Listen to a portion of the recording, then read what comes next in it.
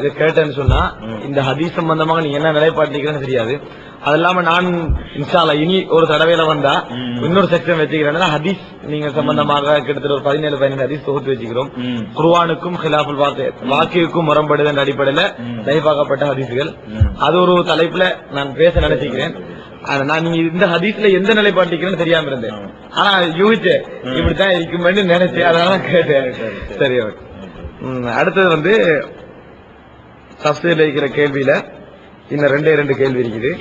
அதுல உண்டு விண்வெளி போறது சம்பந்தமாக இத ஒரு விஷயத்தை நான் சொல்லிக்கிறேன். சந்திர மண்டலத்துக்கு மனிதன் போக முடியுமா, இதுக்கு குர்ஆன் போக முடியும் என்று சொல்லுது என்று நீங்க ஒரு வசனத்தை முன்வைக்கிறீங்க.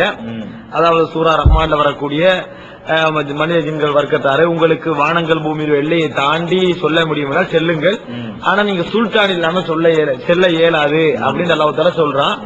எனவே இது சந்திர மண்டலத்துக்கு போறத குறிக்குது, அது அல்லாம விண்வெளிக்கு பிரயாணத்துக்கு என்ன செய்யுது குறிக்குது என்று சொல்லி நீங்க விளக்கம் எழுதிக்கிறீங்க.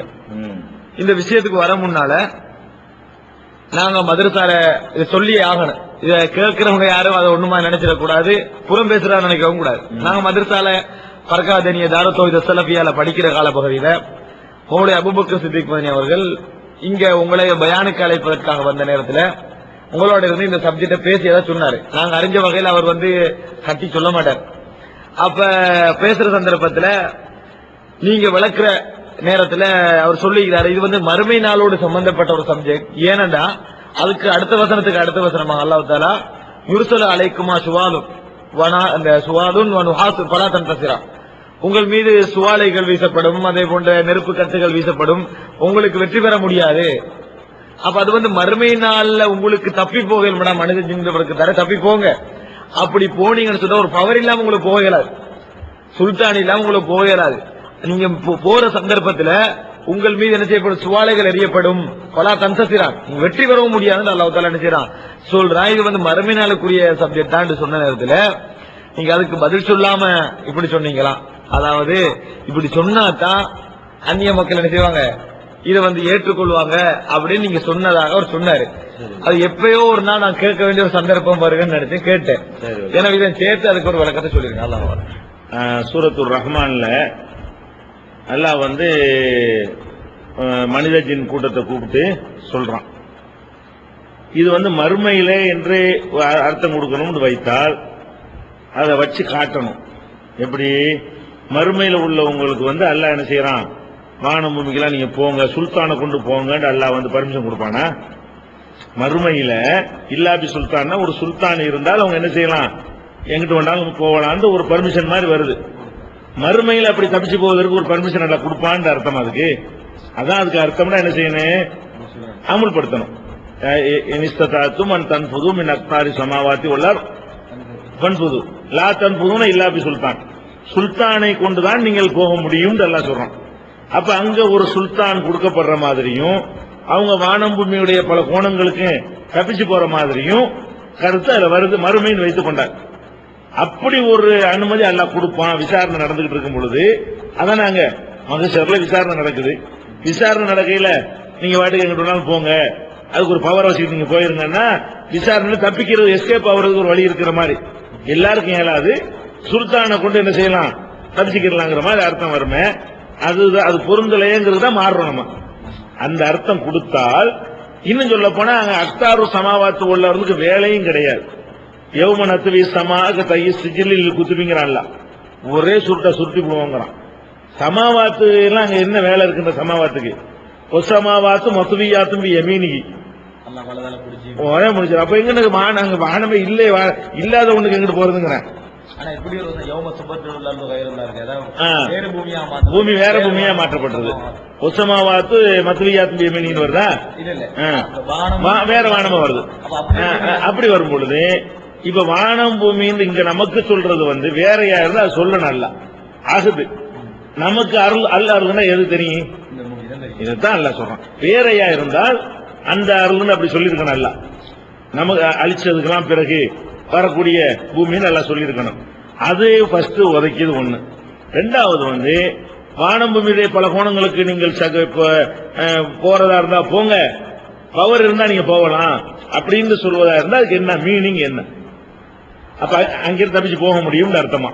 அதை நம்ம எப்படி எடுத்தோம்னா, அதாவது லா தன்புதுன இல்லா பி சுல்தான், உங்களுக்கு சுல்தான் இல்லாம போக முடியாது என்பது சுல்தான் உங்களுக்கு கிடைக்காது. அப்படி ஏண்டா பின்னால வருது யுர்சரு அலைக்குமா சுபாதும் பனுவாசும் பரா தன்தசிரா, அதாவது மனித ஜிங்கர் வர்க்கத்தாரே உங்களுக்கு அப்படி போகணும்னா போங்க, ஆனா சுல்தான் இல்லாம உங்களுக்கு போகவே முடியாது.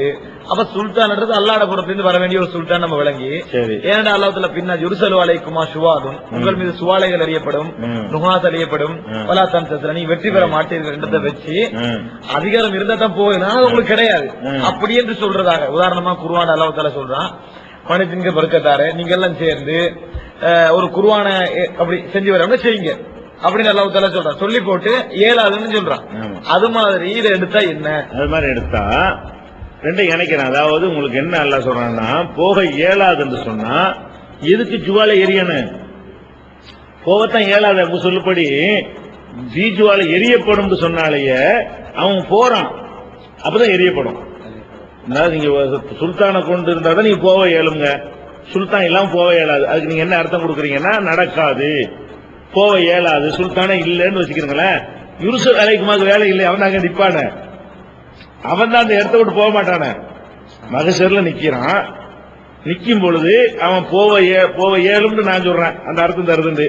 நீங்க அதை என்ன செய்றீங்கன்னா, இல்ல போக இயலாது, இதை இடத்த விட்டு அவன் நடக்கவே இயலாதுங்கிறீங்க. அப்படி வச்சுக்கிட்டோம்னு சொன்னா பின்னாடி உள்ளது பொருந்த மாட்டேங்குது.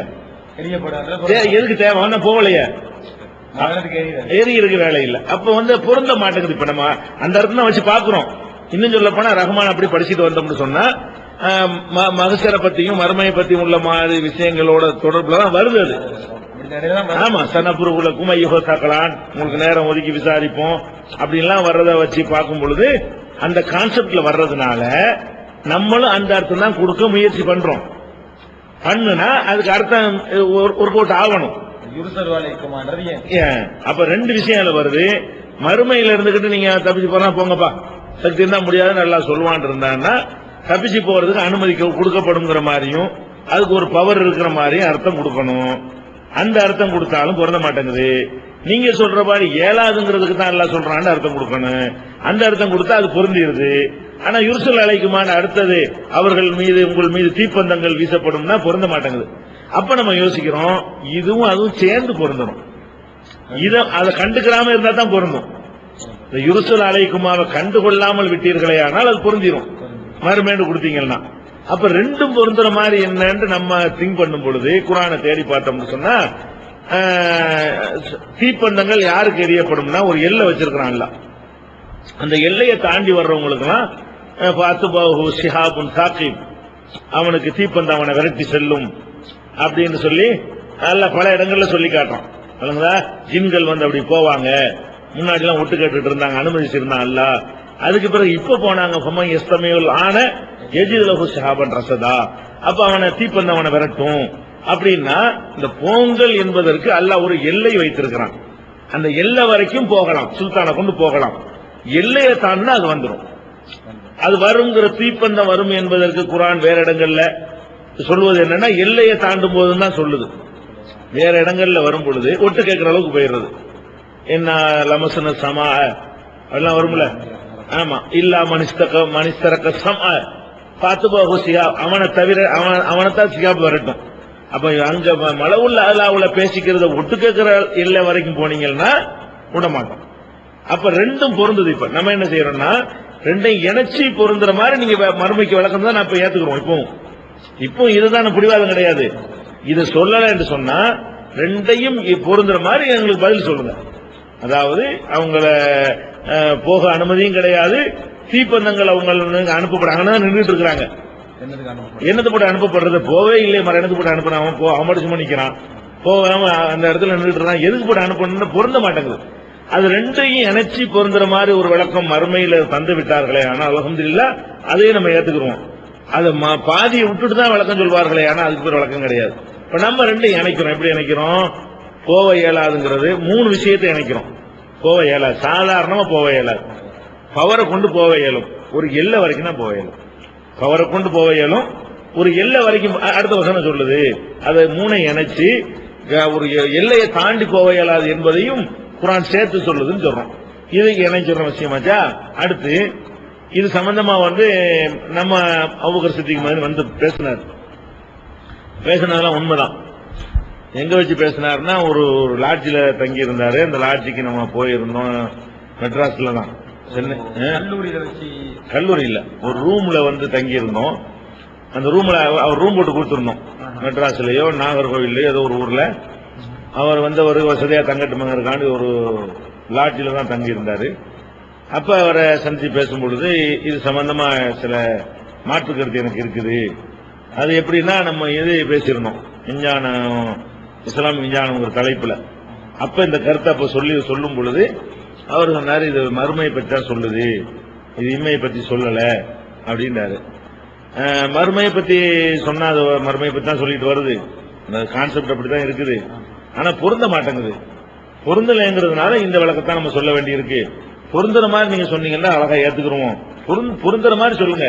காபீர் கேட்கறான்ல, அவன் பொருந்தலன்னு கேட்டா என்ன பதில் சொல்றது? ஒரு காபீர் வந்து திருப்பிட்டு கேட்டான்னா ஒன்னு மேட்ச் ஆகலன்னா எப்படி பதில் சொல்றது? நீங்க நம்பிக்கையில பொருந்துன்னு சொல்லி போயிருவீங்க. அவன் வந்து அறிவுபூர்வமா ஒரு கேள்வி கேட்டு நம்ம பதில் சொல்ல முடியலன்னா அது ராங் இருக்குன்னு தானே அர்த்தம். அவனை திருப்திப்படுத்துறதுக்காக சொல்ற புரிஞ்சுட்டார். அதை இட்டுக்கிட்டே அவர் சொல்லல. நான் சொன்னதை வந்து அவர் தவறா புரிஞ்ச விதம் சரியில்லை. நம்ம என்ன சொன்னோம்னா, நீங்க உட்காந்து பேசிடுறீங்க, நாங்க அவன்கிட்ட போய் சொல்லுவோம் தாவாவுல, இது ரெண்டு மோதுதானே, நான் என்ன செய்யறது? மோதலன்னு விளக்கம் கொடுக்கணுமா இல்லையா? மோதாம நீங்க எனக்கு விளக்கம் கொடுங்க, நான் அவனுக்கு விளக்கம் கொடுக்குறேன். ரெண்டு மோது முன்னு பின் மோதுது. இப்ப முரண்பாடு தானே தவறுக்கு அளவு கொண்டு வச்சிருக்கிறான் அல்லாவே. லவ்கான மின்னிந்தி வயிறில்லா இல்ல வஜது இஃப்திலாபன் கதீரா. முரண்பாடு வந்தா அல்லாவுடைய வேலை கிடையாது, அது முரண்படுது. இப்படின்னு கேட்டா நம்ம என்ன சொல்றது? அவன் அதை எப்படி புரிஞ்சிட்டாருன்னா, அவன் காபிருக்கா வேண்டி சொல்ல வேண்டியிருக்கு. அப்படி இல்ல, அவன் அறிவுக்கு பொருந்தலையேங்கிறதுக்கா அப்படி கேட்டது. அது வாஸ்தவம் தான். அதுல அந்த புரிஞ்சு கொண்ட விதத்தில் அவரு வேற ஒரு கோணத்தில் அது புரிஞ்சிருக்கிறார். அடுத்தது அதுல இப்ப அனுப்பப்படும் இந்த நீங்க சொல்ற விளக்கத்துல சந்திர மண்டலத்துக்கு போறதான் சொல்லப்படுதுன்னு சொன்னா, விண்வெளிக்கு போறதான் சொல்லப்படுதுன்னா, யுருசரு அலைக்குமா சுவாதம், அதைய நீங்க எந்த கோணத்துல அப்ப அந்த அடிப்படையில வச்சு வழங்கப்படுத்துவீங்க? விண்வெளிக்கு போறேன்னு வச்சுக்கணும்னா, விண்வெளிக்கு போற சந்தர்ப்பத்துல யூசலோ அனுப்பப்படும், சுவாலைகள் வீசப்படும் என்றா, விண்வெளியில எல்லைக்கும் தாண்டி ஒரு இடம் ஒன்று இருக்கு, அதை தாண்டி போனா தான் எரியப்படும் விளங்குறதா? ஆமாமா, அப்படித்தான். அது வந்து அது எந்த எல்லையில வழங்கப்படும் வேற வசனங்கள் சொல்லுது. அப்படி நம்பர் கொடுத்துருக்காங்க இல்லையா? அந்த குறிப்பில என்ன இருக்கோம்னா, ஒரு குறிப்பிட்ட எல்லைக்கு மேல போக இயலாதுன்னு வேற வசனங்கள் சொல்லுது. அப்ப தீப்பந்தங்கள் எரியப்படும், ஜின்களுக்கு கூட போக முடியாதுன்னு எல்லாம் வந்து சொல்றான். அந்த எல்லை வரைக்கும் போகலாம்னு அர்த்தம். ரெண்டையும் இணைச்சு நம்ம வழங்கணும் அப்படின்னு கொடுக்கணும். கடைசி அந்த தப்சீர் சம்பந்தமான கடைசி கேள்வி என்னன்னா, இதுல நாங்க அதாவது உங்கள்ட்ட கேள்வியா கேட்காம ஒரு வேண்டுகோளாக நாங்க விடுக்கணும்னு நினைக்கிறோம். என்னன்னா, தாவூது நபி சம்பந்தமாக நீங்க சொன்ன ஒரு குறிப்பு, பொதுவாக சையது குத்துபா இருக்கலாம், அல்லது யூசுப் அல் கர்லாவியா இருக்கலாம், அல்ல இது போன்ற நிறைய பேர் பெரும்பாலும் கூடுதலாக விமர்சிக்கப்பட்டது அவங்க வந்து நபிமார்கள் சம்பந்தமாக சில விஷயங்கள். உதாரணமா மூசா அலைஹிஸ்ஸலாத்தை பத்தி செய்து குத்து பேசக்கூட ரஜுலுன் அசபியுன், ரஜுலுன் ஜாஹில், அப்படியெல்லாம் சில வார்த்தைகள் பிரியவங்களை செஞ்சுக்கிறாரு. யூசுப் அல் கர்லாவி கூட அப்படியான வார்த்தை பிரியவங்களை செஞ்சுக்கிறாரு. இதனால சவுதியில் இருக்கிற மிகப்பெரிய அறிஞர் ஷேக் ரபி அல் மதகலி கடுமையாக இவர்களுக்கு எதிரான என்றவர் மத்தாயில் செய்து குத்துபி அஸ்ஹாபின் நபி என்னும் அலுவாவுன் இஸ்லாமியா அலாஹிர் செய்து குத்துப் எல்லாம் நிறைய புத்தகம் அடிச்சாங்க. அப்ப நாங்க என்ன ஆசைப்படுறோம்னா, தமிழ் உலக முகத்துக்கு முன்கால போறதில்ல, தமிழ் உலகத்துல வந்து தௌஹீத் பிரச்சாரத்துல மிக முன்னிலை நிற்கக்கூடிய நீங்க இந்த வார்த்தை தவிர்க்கணும்னு ஆசைப்படுறோம். வேறொன்னும் இல்லை. என்னன்னு சொன்னா, 337வது இலக்கத்துல தாவூது நபி அவர்கள் மன்னராக, அதுக்கு முன்னாலே நீங்க ஒரு குறிப்புன்னு சொல்றீங்க, அல்லாஹ் தஆலா வந்து தண்டிச்சானே ஏதோ காரணமா தண்டிச்சுக்கிறான், தண்டிச்சா நம்ம ஏத்துக்கிறது முக்கியம் சொல்லிட்டு இந்த கருத்தை சொல்றீங்க. என்னன்னா, தாவூது நபி அவர்கள் மன்னராக இருந்ததால் அரண்மனையை விரிவுபடுத்துவதற்காக சாதாரண மக்களின் நிலத்தையை கையகப்படுத்தியது போன்று ஒரு தவறை செய்திருக்க கூடும் அப்படின்னு சொல்றீங்க என்ற வார்த்தையை தப்சீர்னு நாங்க விரும்புறோம், நீக்கப்படணும்னு ஆசைப்படுறோம். நீங்க சம்பந்தமாக என்ன சொல்றீங்க? அதாவது இருக்கிறதால அது எதுக்கு சொல்றோம்னா, அதை பற்றி ஒரு கட்டுக்கதை சொல்லப்படுது இல்லையா? தாவூது நபியை பற்றி அந்த மலக்குகள் 2 பேர் வருவாங்க, வந்து வழக்கு சொல்லுவாங்க. தாவூது நபிகிட்ட வந்து 2 மலக்குகள் வந்து மனித வடிவத்தில் வந்து, இவர் என்னோட கூட்டாளியா இருக்கிறாரு, எனக்கு வந்து ஒரு ஆடு தான் இருக்கிறது, இவருக்கு 99 ஆடு இருக்கிறது, என்னுடைய ஆட்டையும் இவர் வந்து அபகரிக்க முயற்சி பண்றாரு, அப்படின்னு சொன்ன உடனே தாவூது நபி என்ன பண்ணுவாரு, லன்ன தாவூது அன்னமா பத்தன்னாகும், நம்ம சோதிக்கத்தான் இந்த வேலையை செஞ்சிருக்கிறோம் தாவூது விளங்கி கொண்டார், கர்ற ராக்கியான்னு வானா அப்படின்னு அது வருது. சரியா? அப்ப இதுக்கு தப்சீர்கள்ல நிறைய தப்சீர்கள்ல தாவூது நபிக்கு 99 மனைவி இருந்ததாகவும், இன்னொரு ஆளுடைய மனைவி அழகா இருந்ததா அவர் அபகரிக்கிறதுக்கு பிளான் பண்ணதாகவும், அதை கண்டிச்சு தான் அல்லாஹ் இந்த சம்பவத்தை ஏற்படுத்தினதாகவும் தப்சீர்கள்ல நிறைய எழுதி வச்சிருக்கிறாங்க. 99 ஆடுன்னு வருதுல, 99 ஆடுனா 99 பொண்டாட்டி, ஒரு ஆடுனா ஒரு பொண்டாட்டி, இப்படி வச்சுக்கிட்டு இப்படின்னு பண்றாங்க. நம்ம இப்படி ஒரு கதை பல பயான்கள்ல தமிழ்நாட்டு மேடைகள்ல ஜும்மாக்கள் வரைக்கும் உலமாக்களால் சொல்லப்படுகிறது, தப்சீர்கள்ல எழுதப்பட்டிருக்கிறது, அரபு தப்சீர்கள் எழுதப்பட்டிருக்கிறது. மதரசாவில் நாங்கள் ஓதும் போது இதைத்தான் காரணமாக எங்களுக்கு சொல்லியும் தந்து இதயத்துல பதிஞ்சு இருக்கிறது. அவர் சொல்லி இதான் சம்பவம், இதுக்கு தான் எல்லாம் கண்டிக்கிறான்னு சொல்லிட்டு.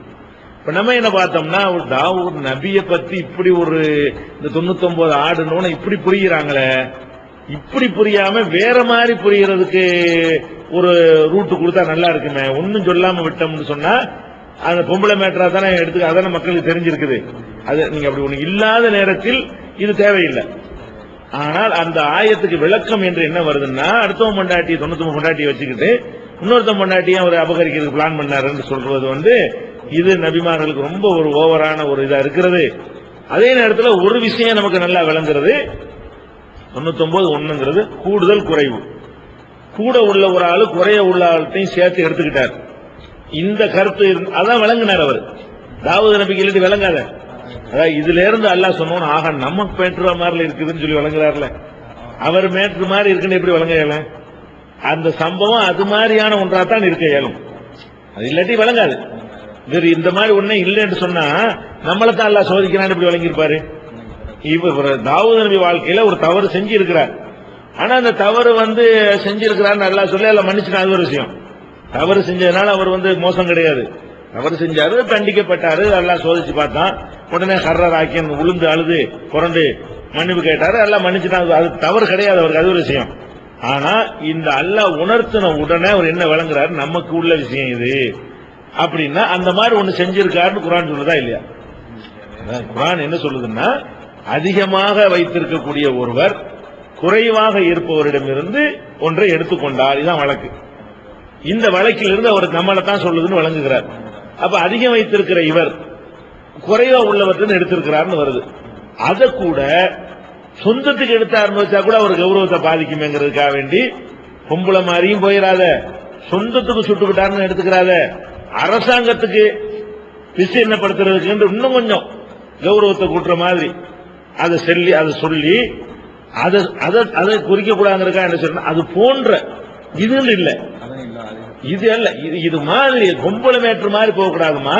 ஏதோ ஒண்ணு செஞ்சிருக்கிறாரு, அது எப்படிப்பட்டதா இருக்கும் என்றால் இதுவா இருக்குன்னு நான் சொல்லவே இல்லை, அதுவும் கூடும். அதான் இது போன்ற தவறு செய்தார்னு சொல்லாம போன்றன்னு ஒண்ணு நான் சேர்த்திருக்கிறேன். அந்த வாசகத்தை படிங்களேன் பாருங்க. மன்னராக இருந்ததுனால அரண்மனையோட சொந்தத்துக்கு இல்லைன்னு நான் கொண்டு வர்றேன். அந்த சம்பவத்தை விளக்கம் கொடுக்காம நீங்க விட்டா இந்த ஒரு சிந்திக்கிறான், அவனா சிந்திக்கிறான், என்ன 199 இவர் அபகரிச்சுக்கிட்டார யாரு சொல்றீங்க, அதான விளங்குவான். இது இருந்தால் நீங்க டேமேஜ் சொல்றீங்க, நான் சொல்றேன் இல்லாட்டி அவரை ரொம்ப டேமேஜ் பண்ணும். இந்த நான் கவுண்டர் கொடுக்காம வச்சிருந்தால் அந்த வசனத்தை மட்டும் அவன் இஷ்டத்துக்கு ஒருவனை சிந்திக்க விட்டால், அவன் சுயமா ஒருத்தனை சிந்திக்க விட்டால் இதை விட மோசமா வழங்குவான். என்ன வழங்குவான்னா, இவர் இன்னொருத்தனுக்கு ஆசைப்பட்டிருக்கிறாரு, நான் என்ன செய்யறேன்னா மன்னராக இருந்திருக்கிறாரு, அப்ப அரண்மனையை விஸ்தீர்ணப்படுத்துவது அது நாட்டுக்கு தேவை, கவர்மெண்டுடைய ஒரு டெவலப்மெண்ட், அரசுடைய டெவலப்மெண்ட்டுக்காக வேண்டி அரசாங்கம் கையகப்படுத்துவாங்க, எல்லா நாட்டிலும் உள்ளதுதானே. இது அது போன்ற மன்னர் அரண்மனையை சாதாரண மக்களின் நிலத்தை கையப்படுத்தியது போன்ற இது மாதிரியான ஒன்றை செய்திருக்க கூடும் என்றுதான் விளங்கணுமே தவிர அப்படி விளங்கக்கூடாது. அது முன்னாடி நீங்க பார்க்கணும், அதை இப்படிலாம் விளங்குறாங்க, தப்பா விளங்குறாங்க, அப்படி விளங்காம இப்படி விளங்கணும். இது இருந்தால் இது அவங்களை கரெக்டா விளங்குறதுக்கு வழிகாட்டும். இது இல்லைன்னு சொன்னா தாவூது நபி ரொம்ப டேமேஜ் பண்ற மாதிரி வரும் நம்ம நினைக்கிறோம். டேமேஜ் பண்ணுவது இது இல்லாட்டி தான் டேமேஜ் அதிகம் நமக்கு படுது, இல்ல நம்ம எடுத்துருவோம். இது டேமேஜ் நாங்க இது டேமேஜ் பண்ணுமா, இது இல்லாட்டி அவனை சுயமா சிந்திக்க விட்டா டேமேஜ் பண்ணும். கம்பேர் பண்ணக்குள்ள அதுதான் டேமேஜ் பண்ணும். ஆனாலும் இப்படி பெரும்பாலான இன்றைக்கு அண்டையிட சிச்சுவேஷன் இல்லாம நீங்க சொல்ற மாதிரி இப்படியான விதத்துவாதிகள் இருக்கிறாங்க, நிறைய இருக்கிறாங்க. இன்றைக்கு தௌஹீத் என்றவங்க கூடுதல் அவங்களோட தர்ஜமா பண்றாங்க. அவங்களுக்கு இப்போ நீங்க சொல்லும் வரைக்கும் இப்படி ஒரு சம்பவம் இருக்க நம்மளுக்கு தெரியாது. இந்த அளவுக்கு தௌஹீத் வட்டம் வளர்ந்துச்சு. 100% தௌஹீத் வட்டம் வளர்ந்தது. நீங்க அடுத்தவர்கள் இப்படி விளங்கக்கூடாது என்பதற்காக செஞ்சது இந்த குரூப்ல வேற மாதிரியான ஒரு பிக்சரை உருவாக்கி பெரும்பாலும் மூலம் புரிஞ்சுக்கட்டுமே. ஆனா நம்ம என்ன பாக்குறோம்னா காலகாலத்துக்கு யோசிக்கிறோம், இது இல்லாம அவன் ஒருத்தன் ஒரு காபிர முஸ்லீம் விட்டுருவேன், ஒரு நான் முஸ்லீம் எடுக்கிறான், ஒரு 99,000 ஒரு ஆடு கேஸ் வருது, நம்மளைத்தான் சொல்றதுன்னு விளங்கிட்டாரு. அப்ப இவர் அபகரிச்சிருக்கிறாருன்னு வழங்குவான். இது சாதாரணமா விளங்குனா இதை வச்சு சிந்திச்சு என்ன வழங்குவான் ஒருத்தன். அப்ப அவன் விளங்குவது இவர் மன்னருங்கிறது அவன் யாவத்துக்கு வராது. இவர் ராஜாவா இருந்தாரு, அதெல்லாம் தாவூத் நபி ஒரு இறைத்துவத்தை செய்யலாமான்னு அவன் பார்ப்பான். நம்ம மன்னருங்கிற கிரவுண்ட்ல சேர்த்து அப்ப இந்த மாதிரி அரசாங்கத்தை விரிவுபடுத்துறதுக்காக வேண்டி எல்லா நாடும் செய்யறது தானே, இது ஒரு பெரிய தப்பு இல்லையே, மைனர் தப்பு தானே இது, அது கூட இறைவன் கண்டிச்சுட்டான். ஒரு அரசாங்கம் நம்ம சொத்தை கூட எடுத்துக்கலாம்ல. ஒரு அரசாங்கம் நினைச்சுன்னா பாலம் கட்ட போறோம்னா என் பில்டிங் இடிச்சுட்டு போயிடுவான், அவனுக்கு இடிக்கல. அது ஒரு அரசாங்க தேவைக்கு செய்யலாம். அது மாதிரியான ஒன்று தவறு கிடையாது உலகத்துல. ஆனா அல்லாஹ் அது கூட ஒரு இறை தூதத்தை வேணாம்னு நினைச்சிருப்பான். இப்படின்னு சொல்வது அந்த தப்பாக போவதை தடுக்கிறதுக்கு கொடுத்த ஒரு இதுதானே தவிர அது தப்பா ஆக்குறது உள்ளது இல்ல. எது மைனஸ் சொல்றீங்களோ அது பிளஸ் தான் நான் நினைக்கிறேன். இல்ல உண்மைதான். ஆனாலும் இந்த விளக்கு இப்ப பேசப்படுற விஷயங்கள் எல்லோருட்டையும் போய் சேரும் என்பது ஏண்டா உண்மையிலே இந்த தாவூத் நபி சுருக்கமா பார்த்தோம்னா யாருமே அதை விளங்கிடுறாங்க. யாரும் இப்படிதான் அதுதான் அப்ப இந்த என்னடா கையகப்படுத்துற வசனம் வந்த உடனே மாறிடுறாங்க. ஏன்னா நல்ல நம்பிக்கை கொண்ட சில சகோதரத்தை கூட காட்டின நேரத்துல கூட அப்படி இருக்கு கட்டாயம் சொல்லணும் என்று நிறைய பேர் வேண்டுகோள் பண்ணி நான் அதை வைக்கிறேன். நீங்க இதை தயவு செஞ்சு அப்படின்னா இன்னொரு வேலை செய்யலாம். நீங்க இந்த காரணத்தோட சேர்த்து அடுத்த எடிஷன்ல இப்படி ஒரு காரணத்தை விரிவா சொல்லி இந்த வார்த்தை பிரயோகங்களை கொஞ்சம் வேற சேஞ்சான வேறொரு உதாரணம் கேள்வி மூலமா சொன்ன விளக்கங்களையும் சேர்த்து சொல்லணும். சேர்த்து அந்த கவுண்டர் இல்லைன்னா வேற மாதிரி அந்த கவுண்டர் அதை கொஞ்சம் ஏன் அதை சொன்னோம் ஏன் சொன்னோன்றது மற்ற இந்த அரண்மனை என்றதுக்கெல்லாம் சொந்த அரண்மனை தான் வழங்கிக்கிறாங்க. அப்படி வழங்கிக்கிறாங்க. அரசு அலுவலகம் அப்படி வழங்கல. அப்ப அதுகளையும் கொஞ்சம் சொன்னீங்க அப்ப இந்த பிக்சரோட சொல்லக்குள்ள இதுதான காரணம் வழங்குவாங்க. இல்ல என்று சொன்னா இது வேற மாதிரி போய் டேமேஜ் பண்ண உண்டாக்குது. அதான் நம்மள வேறு வேற எதுவும் இல்லை. ஜிசாக்கல்லா ஹைரா. இதோட தர்ஜுமா சம்பந்தப்பட்ட கிட்டத்தட்ட 11 கேள்விகள் விளக்கம் இதுல முடியுது. இதுல சில விஷயங்கள் உண்மையில உடன்பாடு இல்லாத வார்த்தைகள் இருக்கலாம். ஆனால் நீங்க என்ன கருத்துல இருக்கிறீங்கிறது அதை திட்ட தெளிவாக இதுல சொல்லப்படுது. சும்மா வீணான விஷயங்களை சொல்லப்படும். மாற்று கருத்துல இருந்தா உறுதியா சொல்லணும். அதுல இல்லாம இதுல இல்லாத நடுவில் இருந்துடக்கூடாது என்பதை காட்டுது. ஆனா இதுல சொல்லப்பட்ட எதுலையுமே அக்கீதா ரீதியான எந்த மேட்டர் கிடையாது என்ற விஷயம் கொஞ்சம் உறுதியாக ஜிசாக்குமுல்லாஹ் ஹைரா. இதுல இப்ப அதாவது நாங்க தர்ஜுமா சம்பந்தமாக என்னென்ன விமர்சனங்களுக்கு அதை ரத்தின சுருக்கமா சுருக்கி விரிவாக நாங்க பார்த்தோம். அடுத்த விஷயம் என்னன்னு சொன்னா இலங்கையில தௌஹீத் வளர்ச்சிக்கு ஒரு மிகப்பெரிய காரணமாக இன்று வரைக்கும் இருந்துட்டு இருக்கிறது கூடியது பல விஷயங்கள் உங்களோட சீடிக்கள் மிக பிரயோஜனமா இருந்து கொண்டிருக்குது. ரமலான்ல எல்லாம் குறிப்பாக எல்லா மக்களும் விரும்பி பார்க்கக்கூடிய அளவுக்கு நிகழ்ச்சிகள் போயிட்டு இருக்குது. அதனால பெரும்பாலான மக்கள் சகல நேரத்தோடயே எழும்பி சீடிகளை பார்க்கிற அளவுக்கு இருக்குது. இந்த மாதிரியான பிரயோஜனமான விஷயங்கள் போய்கொண்டிருக்கிறதால உங்கள் சம்பந்தமான சில பேர்சனல் டேமேஜ்கள் தவா பாதிக்கும் என்றதால இந்த பேர்சனல் டேமேஜ் சம்பந்தமாகவும் சில விஷயங்களை கேட்க வேண்டியிருக்குது. உண்மையிலே தவா கடத்தவருடைய பேசனால 1000 தவறு இருக்கும், அதுகள் பேசப்படக்கூடாது. ஆனாலும் இது உங்கள்கிட்ட பகிரங்கமா சீதியில கேட்கப்பட வேண்டிய நிலைமை ஏன்னு சொன்னா இலங்கையில இவைகள் உள்ளத்தை போய் அடையுது. அதுவும் குறிப்பாக இந்த ஹாமித் பக்ரி அவர்களுடைய மௌலை ஹாமித் பக்ரியோட பிரச்சனை கூடுதலாக டேமேஜ் ஆகி. ஏன்னா அவரது உங்களோட இருந்தவர், குறிப்பாக தவா விஷயங்களை உங்களோட இலங்கைக்கு கலந்து கொண்டவர். அதே நேரத்தில் அவர் இன்னும் அவருடைய தௌஹீத் சீடிக்கள் இலங்கை அடைஞ்சிட்டு இருக்கிறது. இவைகள் கூடுதலான ஒரு டேமேஜ் ஏற்படுத்திருக்குது. அதனால அது சம்பந்தமான சில தெளிவுகளை அதோட சம்பந்தப்பட்ட சில தெளிவுகளை நான் கேட்க வைக்கிறேன். இதுல முதலாவது ஹாமித் பக்ரி நீங்க ஆரம்பத்துல அனைத்து தௌஹீத் கூட்டமைப்பு என்ற இதுல இருந்து விளக்கப்பட்டதுக்குரிய ரீசன் என்ன? அவர் விளக்கினாரா, நீங்க விளக்கினீங்களா? அது பத்தி ஒரு வித்தியாசமான கருத்துக்கள் போயிட்டு இருக்குது. 2ஆம் காலையில முடிச்சதெல்லாம் விளக்கி விட்டீங்க அப்படின்னு கருத்து சொல்லிக்கிறாங்க. அதனால அது என்னன்னு விளங்கப்படுது. ஹாமித் பக்ரி அவங்களை அனைத்து தௌஹீத் ஜமாத் கூட்டமைப்பு ஏற்கனவே நம்ம பேர் வச்சிருந்தோம். இப்ப தமிழ்நாடு தௌஹீத் ஜமாத் வச்சிருக்கோம் இல்லையா, இதுக்கு வந்து ஆரம்பத்தில் அனைத்து தௌஹீத் ஜமாத்துன்னு இருந்தது. அதுக்கு மாநிலத்துக்கே அவரை நம்ம தலைவராக ஆக்கி அவர் தலைமை ஏற்று நம்ம அவர் கீழே செயல்பட்டோம். அந்த அளவுக்கு ஹாமித் பக்ரி அவர்களை ஒரு ஜமாத்துக்கே தலைமை தாங்குகிற அளவுக்கு நம்ம வச்சிருந்தோம். அப்ப ஒட்டுமொத்த மக்களும் அவருடைய தலைமையை ஏற்று தௌஹீத் மக்களுக்கெல்லாம் அவர் தலைமையை ஏற்றுக்கொண்டிருக்கிற அளவுக்கு நம்மெல்லாம் அது கீழே இருந்து பணியாற்றணும். எந்த விதமான ஈகோவோ எங்களுக்குள்ள எந்த விதமான பிரச்சனையும் கிடையாது. அதுபோக அவருக்கும் எங்களுக்கு மத்தியில் ஏதாவது முன் விரோதங்களோ வேறு விஷயங்களோ எதுவும் நடந்திருக்கான்னு அப்படி நடக்கவும் கிடையாது. என்ன நடக்குதுன்னு கேட்டா, அவர் ஒரு வழக்கில் கைது செய்யப்படுகிறார். ஒரு கேஸ்ல கைது செய்யப்படுறார். கைது செய்யப்படுவதற்கு பல அரசு தரப்பிலிருந்து பல விதமான காரணங்களை சொல்றாங்க. வேற மாதிரி தொடர்பு, வெளிநாட்டு தொடர்பு, பாகிஸ்தான் தொடர்பு, லஷ்கர் தய்யிபா தொடர்புங்கிற மாதிரி எல்லாம் பேப்பர்கள் அந்த நேரங்களில். லஷ்கர் தய்யிபான்னா பாகிஸ்தான்ல இருந்து செயல்படக்கூடிய, இந்தியாவில் வன்முறையை ஈடுபடக்கூடிய ஒரு இயக்கம். இங்க தாக்குறது, வெடிகுண்டு வைக்கிறது, ஓடி போயிடுறது. அப்ப பாகிஸ்தான் கைகூலிங்கிற மாதிரியான ஒரு செய்திகள் எல்லாம் அவர் மீது சொல்லப்பட்டது. அதுல நம்ம டீப்பா நுழைய தேவையில்லை. அது அரசாங்கம் கூட குறைவும் சொல்லும், இவர் செய்யவும் செய்வாங்க. அதை போய் நம்ம சொல்லி அதனால அது வேண்டியது இல்லை. ஆனால் அந்த வழக்குக்கு பிறகு ஒரு விஷயம் மட்டும் 100% உண்மையானது. என்ன விஷயம் கேட்டா, இவர் இந்த ஜமாத்துக்கு தலைவராக இருக்கும் அந்த நேரத்தில் குற்றாலம் ஒரு ஊர் இருக்கிறது, அருவி, குளிக்கிறதுக்காக மக்கள் நாங்க போவோம், டூரிஸ்ட் ஏரியா. அங்க என்ன செய்யறாருன்னா ரகசியமாக ஒரு ஆலோசனை கூட்டம் நடத்துகிறார். இந்த ஜமாத்துக்கு தலைவரா இருக்கிறாரு, தௌஹீத் ஜமாத்துக்கு தலைவர், டோட்டல் மாநிலத்துக்கு தலைவரா இருக்கிறாரு. அங்க குற்றாலத்தில் போய் ரகசியமாக ஒரு ஆலோசனை நடத்துகிறார். அந்த ஆலோசனையில தௌஹீத் ஜமாத்தில் அவரோடு நகமும் சதையுமாக இருக்கக்கூடிய எங்கள் யாருக்கும் அது சொல்லப்படவே இல்லை.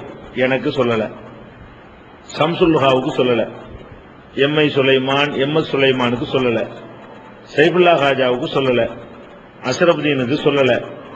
இன்னும் நாங்கள் யாரெல்லாம் தாயிகளா இருக்கிறோமோ ஒரு தாய்க்கும் அவர் சொல்லவே இல்லை. இத்தனைக்கும் இந்த குற்றாலம் என்பது கடையநல்லூரில் இருந்து 6-8 கிலோமீட்டர், ரொம்ப பக்கத்துல. கடையநல்லூர்ல தான் இவர் உஸ்தாதா வேற இருக்கிறார். அந்த கடையநல்லூர்ல தான் சைபுல்லா எல்லாம் ஒன்னாவும் இருக்கிறாங்க. கடையநல்லூர் சந்திக்க முடியல, சொல்லலன்னு சொல்ல முடியாது. இவர் அந்த மசூரா நடத்தின இடமும் இவர் பணியாற்றின இடமும் 6-8 தெரியல கிலோமீட்டர், அவ்வளவுக்குள்ளதான், 8க்குள்ளதான், 6-8 கிலோமீட்டர் தான் இந்த குற்றாலம் என்பதும் கடையநல்லூர் என்பதும். அங்க சாரல் அடி, அங்க சீசன் இருந்தா கடையநல்லூர்ல சாரல் அடிக்கும். அந்த அளவு அண்மையில அவ்வளவு கிட்ட சைஃபுல்லா இருந்தும் நாங்க ஒரு கல்யாணத்துக்கு போறோம்னு சொல்லிட்டு அங்க இருந்து கிளம்புறாரு, சொல்லிட்டு கிளம்புறாரு. அப்ப ரகசியமான முறையில் அவர் அழைத்தவர்கள்ல நமக்கு தெரிஞ்சு அப்துல் மஜீத் மகளரி ஒன்னும், அப்துல் ரஹ்மான் ஷிபிலி ஒன்னும். இந்த 2 பேர் மட்டும்தான் தௌஹீத் ஜமாத்தோட இருந்தவர்கள். இது அல்லாமல் அவர் அழைத்த யாருக்கும் தௌஹீதுக்கு சம்பந்தம் இல்லை. தௌஹீத்வாதிகளை செலக்ட் பண்ணி அந்த மசூரா கூட்டினா கூட ஏதோ தௌஹீது சம்பந்தம் நம்ம எடுத்துக்கொள்ளலாம். இவர் அழைத்த அந்த 18 பேரோ 20 பேரோ 30 பேரோ கூடியிருக்கிறாங்க, 15க்கு மேல உள்ளவர்கள் கூடியிருக்கிறாங்க. அப்படி கூடியவர்கள் அப்துல் ரஹ்மான் ஷிபிலி என்பவர் நம்ம ஜமாத் சார்பாக ஒரு பள்ளியில இமாமா இருந்தார் பேர்னாம்பட்டில். அப்துல் மஜீத் மகளரி என்பவர் காயல்பட்டத்தில் ஒரு இமாமா இருந்தார். ஆயிஷா சித்திகா மர்சாவோட உஸ்தாதாவும் இருந்தார். தௌஹீத் ஜமாத்தில் இருந்தார்னு சொல்லலாம். அவங்கள தௌஹீது பணியில நம்ம கூட இருந்தார்கள் இணைந்து. இந்த 2 பேரும் இவரை தவிர அதுல கலந்து கொண்டவர்கள் எல்லாம் யாருன்னு கேட்டா யாரும் இல்லை. நமக்கு எந்த வகையிலும் அவர்கள் சம்பந்தம் இல்லை, தௌஹீதும் இல்லை. தௌஹீதுல ஒரு ஆக்டிவா இருந்தார்கள் என்று அடித்து சொல்லவும் முடியாது. அந்த மாதிரியான ஆட்களை அழைத்து ரகசியமாக அவர் என்ன செய்யறாரு, அங்க ஒரு மீட்டிங் போடுகிறார். அப்ப இந்த ரகசியமா ஒரு ஜமாத்துக்கு தலைவரா இருக்கக்கூடிய, ஏன் போட்டீங்கன்னா தாவா சம்பந்தமாக போட்டேன்னு அவர் சொல்லுகிறார். ஒரு குற்றாலத்தில் வீடுகள் மாதிரி அங்க அதாவது சீசன்ல சம்பாதிக்கிறதுக்காக வேண்டி வாடகை வீடு கிடைக்கும், அதுல செய்யறாரு. வீடு வாடகைக்கு எடுத்து மண்டபங்கள்லாம் ஜாஸ்தி கிடையாதுங்க. இந்த மாதிரி வீடு கட்டி வச்சிருப்பாங்க, ஃபேமிலியோட 10 பேர் தங்கிக்குவாங்க, குளிச்சுட்டு வந்து போயிருவாங்க. அந்த மாதிரியாக அங்க வாடகை கிடைக்கும். அது மாதிரி இந்த மாதிரியான ஒரு இடத்தை வாடகைக்கு பிடித்து அதுல என்ன செய்யறாருன்னு கேட்டா ஒரு மசோரா ஒண்ணு நடத்துகிறார். அந்த குற்றாலத்துல வந்து குளிக்கிறதுக்காக சீசனுக்கு நம்ம பிள்ளைங்க எல்லாம் போவாங்க. அவங்கள 2 பேர் கூட இவங்களை பார்த்திருக்கிறாங்க மத்தியானத்தில் குளிக்க வந்ததை. என்னங்க இங்க இருக்கிறீங்க, ஒரு நோட்டீஸ்லயும் பேரையும் காணா, ப்ரோக்ராமுக்கு தானே வருவாங்க நம்ம எல்லாம். குற்றாலத்துக்கு வந்து எங்க பக்கத்துல பயானியான் இருக்குதா என்னன்னு கேட்டோம்னா இல்ல ஒரு நிக்காக்கு வந்தோம் அப்படின்னு வேற பதிலும் சொல்லியிருக்கிறாரு. இவர் அங்க கலந்ததே அவர் மறுக்க இயலாது. மசோராவுக்கு அழைத்து அத்தனை பேரையும் சொல்லி இவங்க எல்லாம் தௌஹீதுல உள்ளவங்கன்னு ஒரு சொல்ல இயலாது. எதுக்கு மசோரா பண்ணீங்கன்னா தாவா பண்றது எப்படிங்கிறதுக்கு மசோரா பண்ணேன்னு சொல்றாரு பதில். தாவா பண்ணுவது எப்படின்னு எங்களை விட்டுட்டு நீங்க தாவா பண்ண போறீங்களா? நாங்கெல்லாம் சொல்லாத எந்த யோசனையும் அவங்க எல்லாம் சொல்லிடுவாங்க. இப்ப நாங்கெல்லாம் தாவாவுக்கு எதிரா? இது எது குற்றாலத்துல பண்ணணும் ஓப்பனா அறிவிச்சு பண்ணலாமே. இது குற்றாலத்துல பண்ண வேணா உணர்வுல போட்டு ஏகத்துவம் பத்திரிகையில போட்டு மீடியா வேர்ல்டு வின் டிவில போட்டு என்ன செய்யலாம், இத்தனாம் தேதி தாவாவுக்கு மசோரா இருக்குன்னு சொல்லி போடலாமே. இது கள்ள மசோரா, இதுக்கு கள்ளத்தனமா இருக்கு மசோரா. அப்பதான் நம்ம நினைக்கிறோம் அரசாங்கம் சொல்வதில் ஏதோ ஒரு உண்மை இருக்குது. நமக்கெல்லாம் தெரியாத ஒரு செயல் திட்டத்தை நம்ம தலைவராக ஏற்றுக்கொண்டிருந்த ஒருத்தர் செய்கிறார். இவர் செய்யற காரணம் வந்து அவங்க சொன்னபடி ஒருவேளை லஷ்கர் தைபா மாதிரியா இருந்து அந்த மாதிரி இந்த பசங்களை ஒரு உசுப்பிட்டு ஏதாவது பண்ணி இவர் தலைவராக இருக்கும் பொழுதே அந்த மாதிரி சம்பவங்கள் நடந்து விட்டால் ஒவ்வொரு ஊர்ல உள்ள தௌஹீத்வாதியும் அள்ளிட்டு போய் மிதிப்பான இவர் எப்படி வைத்துக் கொள்வது? வேற எந்த போய் எங்களுக்கு கிடையாது. அந்த நிமிஷத்துக்கு முன்னாடி வரைக்கும் இந்த தர்ஜிமாவை சரிபார்க்கறதுல கூட உட்கார்ந்து 8 நாள் இருந்தார். சரிபார்த்து முடிச்சு 5வது நாள் தான் கைது செய்யப்படுறாரு.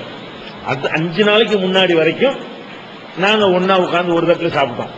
5 நாளைக்கு முன்னாடி வரைக்கும். இது ஒரு தலைவர் செய்யற வேலையா? அது நடந்தது எங்களுக்கு தெரியாது. கைது பண்ணோம்னா எங்களுக்கு தெரியும், கைது பண்ணும்போது தெரியுது. ஆனா அப்ப நடந்துருச்சு. அதுக்கு முந்தைய நடந்தது எங்களுக்கு தெரியாது. ஆனா எப்ப தெரியுமா, கைது பண்ணும்போதுதான் குற்றாலத்தில் அவங்க கூட்டினார்கள் போனார்கள் அடிச்சு மிதிச்சு வாக்குமூலம் வாங்குறான் வருது. அப்ப நம்ம விசாரிக்கிறோம். ஆமா அவங்களே ஒத்துக்கிறாங்க குற்றாலத்துக்கு போனது உண்மைதான். எதுக்கு தாவாவுக்கு போனோங்கிறாங்க. நீ என்ன தாவா எங்களை விட்டு என்ன பக்கத்துல செய்புல்லாவுக்கு சொல்லாம என்ன தாவா? அது பக்கத்துல மேலப்பாளையம் இருக்கு, அதுக்கு பக்கத்துல இருக்குது, அங்கதான் லுவா இருக்கிறாரு, அங்கதான் சுலைமான் இருக்காரு. அவங்களுக்கு எல்லாம் சொல்லாம என்ன தாவா பண்ண போறீங்க? அப்ப இது வந்து துரோகம் இல்லையா? இது ஒரு தலைவரா இருக்கிற எவ்வளவு நம்பணும் நாங்க. அப்ப எங்களுக்கு தெரியாம கள்ளத்தனமான ஒரு அஜெண்டாவை வைத்துக் கொள்ளக்கூடியவரை எப்படி இடத்துல ஒரு வைக்கணும் நாங்க? எங்களுக்கெல்லாம் அவர் தான் தலைவர்னு சொல்லி அவரை புகழ்ந்து பாராட்டி இவர் மாதிரி பதில் சொல்ற ஒரு ஆள் கிடையாது. நான் எத்தனை மேடையில் அவர் வச்சுக்கிட்டு என்ற கேள்விகள் நீங்க தான் சொல்லணுமாங்க. என்னை விட சிறப்பாக ஆமீன் பகீர் சொல்வார்கள் அப்படி நம்ம ஒரு ஆளை முன்னிறுத்தணும். அப்படி செய்யற நம்ம அந்த பெருமையெல்லாம் பார்க்க மாட்டேன் எப்போதுமே. அந்த மாதிரியான ஒரு அமைப்பே கிடையாது. அடுத்தவங்களை முன்னிறுத்தி அடுத்தவங்களை நல்லா வரணும், மூத்திரையாத்து இருக்குது, இதோட அழிஞ்சு போயிடக்கூடாது, நமக்கு பிந்தி இந்த வேலை நடக்கணும் நம்ம திங்க் பண்றோம். அதுக்காக வேண்டி அவரை வேற எப்பவுமே வேறவங்கள தலைவராக வச்சுதான் பின்னுக்கு வந்துகிட்டு இருக்கிற காரணம் என்ன? அப்படியாவது உங்க முன்னுக்கு வரட்டும், ஃபீல்டுக்கு வரட்டும் அப்படிங்கிற மாதிரி. இந்த விவாதத்தில் கூட நம்ம ஏன் பங்கெடுக்கல? இவர் தான் பண்றான்னு வரக்கூடாது, எல்லாரும் பண்ணுவாங்க தௌஹீத் ஜமாத்துங்கிறது தான் அந்த. ஆமா ரொம்ப ஈக்குவல் சரியா போகலன்னு நிர்பந்தமா நான் நுழைகிறேன். கண்டிஷன் போட்டு போனது அவங்க தான் பண்ணணும், நான் பண்ணக்கூடாதுன்னு தான் போனேன். சும்மா தான் உட்கார்ந்து இருப்பேன். இது தௌஹீத் ஜமாத்துக்கும் தௌஹீதுக்கும் அவன் பயப்படணும், ஒரு ஆளுக்கு பயப்படக்கூடாது. நம்ம நினைக்கிற சொன்ன அம்மாடி தௌஹீதுக்காரங்கடா கரெக்டா இருப்பாங்கன்னு பயப்படணும். அதனால நீங்களும் தான் பேசணும்னு சொல்லி நம்ம அப்படி எல்லாரும் என்ன செய்யறோம், முன்னு கொண்டு வர நினைக்கிறோம். அப்ப இவர் வந்து வேற எனக்கு அவருக்கு காசு பணம் தகராறா வேற எதுவும் பிறகு ஒன்னும் கிடையாது. எந்த ஒரு சண்டையோ சச்சரவோ பகமையோ ஒண்ணுமே கிடையாதுங்க. அப்ப இது நல்லதா? இதுக்கு ஒரு பதில் சொல்லட்டும். இது செஞ்சா என்ன செய்வாங்க? அப்ப எல்லாரையும் இழுத்து உள்ள கொண்டே போட்டு போனா தாவா 50 வருஷத்துக்கு தேவை செய்யலுமா? இப்படி ஏதாவது உண்மையா இருந்த கள்ள மசூரான்னு விளங்கிருச்சு. அப்ப வேற எந்த கிரவுண்டும் இல்ல. அவங்க அரசாங்கம் சொல்வதை தவிர வேற எதுக்கும் அவங்க கூட தேவையில்லை.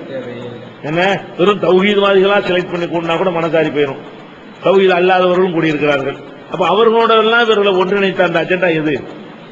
தௌஹீத்வாதிகளா கூடனா தௌஹீதுங்கிற அஜெண்டா இருக்கலாம். தௌஹீத்வாதிங்க ராமகோபாலும் நானும் ஒன்னா உட்கார்ந்தா இஸ்லாம்ங்கிற அஜெண்டாவா இருக்கு. எங்க 2 பேருக்குள்ள அந்த பொது அஜெண்டா என்ன? உனக்கு அவனுக்கு உள்ள பொது அஜெண்டா என்ன? அதை சொல்லு. ஒரு அஜெண்டாவும் இல்லை இது தவிர. அப்படி ஒரு சந்தேகத்துக்குரிய ஆளை நாங்க இப்படி வச்சிருப்போம். வேற ஒண்ணு அவருக்கு மேல எங்க ஒரு பகையோ ஒரு உண்மை கிடையாது. இதுதான் அடிப்படையான காரணம். இது இது இது சரியா இல்லன்னு நீங்க யோசிக்கணும். அப்ப பொருளாதார ரீதியாக ஒரு நேர்மையா நடக்கல, இது ஒரு காரணம். ரெண்டாவது திருமணம் முடிச்சாரு, அதனாலதான் விளக்கிடும். இப்படி ரெண்டு காரணம் சொல்றாங்க. இது சம்பந்தமாக ஏதாவது சொல்லிருங்க. அதாவது பொருளாதார ரீதியாக ஒரு சரியா நடக்கலை என்பது உண்மை. ஆனா அதுக்கு இது காரணம் அது இல்ல. காரணம் வெளிநாடுகள்ல போய் அபுதாபுது நான் தமிழாக்கத்தை வெளியிட போறேன்னு சொல்லி பல சகோதரத்தை சேர்ந்து வாங்கிட்டு வந்தார். பணம் வாங்கிட்டு வந்து இன்னைக்கு வரைக்கும் அவர்களுக்கு திருப்பி தரவில்லை. அந்த அவர் பட்ட கடனை எல்லாம் நம்ம கொடுத்த மக்கள்கிட்ட வசூல் பண்ணி பாதி அளவு கடனை நம்ம தீர்த்தோம். அதுக்கப்புறம் என்ன பண்ணோம்னா திருமதியை வெளியிடுறதுக்கு அந்த மீதி பணத்தை வைத்து ஒரு கட்சியிருந்தார் பணம். திருமதியுடைய முதல் பாகத்தை அதுல வெளியிட்டு அந்த வித்து வருமான லாபம் அதை வச்சு கொடுக்கலாம்னு சொல்லி என்ன செஞ்சோம், அந்த பணத்தை நம்ம செட்டில் பண்ணோம். சாஜிதா புக் சென்டர் சக்கரியாட்ட தான் அந்த புஸ்தகம்லாம் இருந்துச்சு. நம்ம கடனையெல்லாம் இங்க அடைச்சிக்கிட்டு இருக்கிறோம். அவர் வந்து ஏன் புஸ்தகம் அது நீ கொடுக்காதுன்னு சொல்லி நம்மள்ட்ட அந்த பணத்தை தர முடியாம முடக்கிட்டாரு. அதையும் வாங்கிட்டாரு. நம்ம அவர் வாங்கின கடன் நம்ம கழிச்சிருக்கிறோம். இந்த புஸ்தகம் வித்த காசையும் அவர் எடுத்துக்கொண்டார். நேர்மை இல்லைங்கிறது உண்மை. எந்த சபையிலும் நான் நிரூபிப்பேன். ஆனா போய் முகத்துக்கு பின்னாடி எல்லாம் சொல்ல மாட்டேன். மூஞ்சி கிணறு இப்ப என் முன்னாடி வந்து பேச சொன்னால் சாதாரண கூட நிரூபிப்பேன். அதே மாதிரி இங்க உள்ள தௌஹீதுல ஏழைகள் தான் நம்ம நாட்டில் ஜாஸ்தி. வசதி உள்ளவங்க ரொம்ப குறைவா தான் தௌஹீதுல இருப்பாங்க. அந்த வசதி உள்ளவங்களுக்கெல்லாம் போய் ஜமாத்து பேரை சொல்லி 2 லட்சம் 1 லட்சம் இவர் வாங்கியிருக்கிறாரு. ஜமாத் அக்கௌண்ட்ல வரல. ஜமாத்து பேர்ல வாங்கினா ஜமாத்து கணக்கு வரல. அப்ப அவங்கள்ட்ட நாங்க நன்கொடைக்கு போகும்போது அவங்க தலைவர் வாங்கினார்ல அமீன் பக்ரி, அந்த ரூபாய் தந்துட்டு நன்கொடை கேளுங்கிறாங்க. என்னையா வாங்கினாருன்னா அங்க 2 லட்சம் வாங்கினா 1 லட்சம் 8 லட்சம் ரூபாய் வருது. இப்படி 8 லட்சம் ரூபாய் ஜமாத்துல வரல.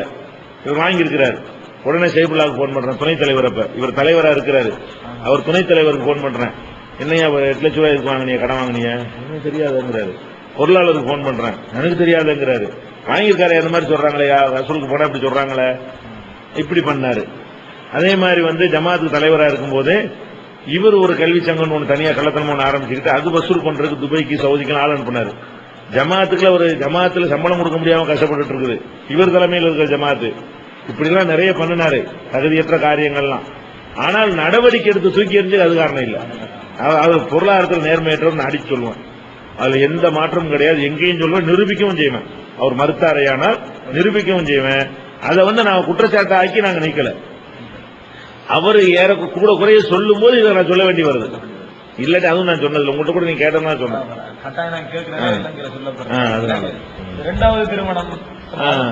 ரெண்டாவது திருமணம் விஷயமாவும் நான் சொல்லக்கூடாது, கேட்கறதுனால சொல்றேன். அதாவது ரெண்டாவது திருமணத்தை பொறுத்த வரைக்கும் அங்க வந்து புர்கான் சொல்லி மதுரையில புர்கான் மகளிர் இஸ்லாமிய கல்லூரி மதரசா ஒன்று ஆரம்பிக்கப்படுது. எப்படி ஆரம்பிக்கப்படுதுன்னா அந்த அது எப்படி சம்பவம்னா அந்த இமாம் அலின்னு ஒருத்தர் அந்த RSS பாம் வெடிகுண்டு வழக்குல உள்ளவர். ஆமா, அவர் கைது செய்யப்பட்டு ஜெயிலில் இருந்தாரு. அவர் சுட்டு கூட கொண்டு விட்டாங்க என்கவுண்டர்ல. அவருடைய சிஸ்டர் ஒருத்தங்க ரொம்ப ஒரு கணவரால் கைவிடப்பட்டு இருந்தாங்க. அவங்க ஒரு படிச்சவங்க, ஆனா MSc என்னமோ படிச்சவங்க இருந்ததுனால இங்க ஒரு பெண்கள் மதரசா களஞ்சியம் ஒரு மதரசா இருந்தது இருக்குது இப்பவும். அதுல வந்து அவங்கள வந்து மேனேஜர் மாதிரி ஒரு நிர்வாகி மாதிரி போட்டு அவங்களுக்கு ஒரு சம்பளம் ஏதாவது கிடைக்கும், திறமை இருக்குது அப்படின்னு சொல்லி அவங்கள வச்சிருந்தோம். அந்த நிர்வாகியா இருந்த வகையில் அவங்க அந்த நாலேஜ் மார்க் அறிவு அப்பதான் வளர்த்துக்கிறாங்க. ஏதோ கொஞ்சம் கொஞ்சம் வளர்த்துக்கிட்ட பிறகு என்ன செய்யறாங்கன்னா, அவங்களுக்கு அந்த நிர்வாகத்துக்கு பிரச்சனையானவன நான் சொந்த ஊர் மதுரைக்கே போயிடுறேன், நீங்க எனக்கு ஒரு மதரசா மதுரையில் ஒரு மதரசா ஒன்று ஆரம்பிச்சீங்கன்னா நம்ம அதனுடைய நிர்வாகியா நான் இருந்து அங்கே செயல்படுறேன், இவங்களோட எனக்கு இருக்க முடியலன்னு சொல்றாங்க.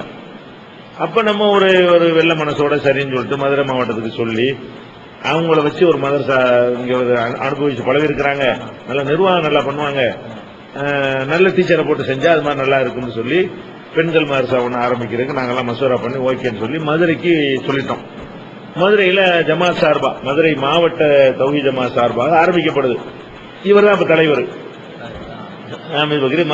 தௌஹீத் ஜமாத் தலைவர்னா அவர் கீழே தான் அது. அப்ப அவர் அந்த மதரசாவுக்கு போகிற இருக்கும் பொழுது அங்க இருந்து எங்களுக்கு கம்ப்ளைண்ட் வருது. என்ன கம்ப்ளைண்ட்னா, ஆள் இல்லாத நேரத்தில் அவர் போறாரு, தனியா அவங்கள்ட்ட போய் சந்திச்சு ஆமீர் பக்கர் அடிக்கடி வர்றாரு, ஒரு காரணம் இல்லாம எல்லாம் மதுரைக்கு வர்றாரு, வந்து அங்க போய் உட்கார்ந்து அவங்களோட பேசிட்டு இருக்கிறாரு.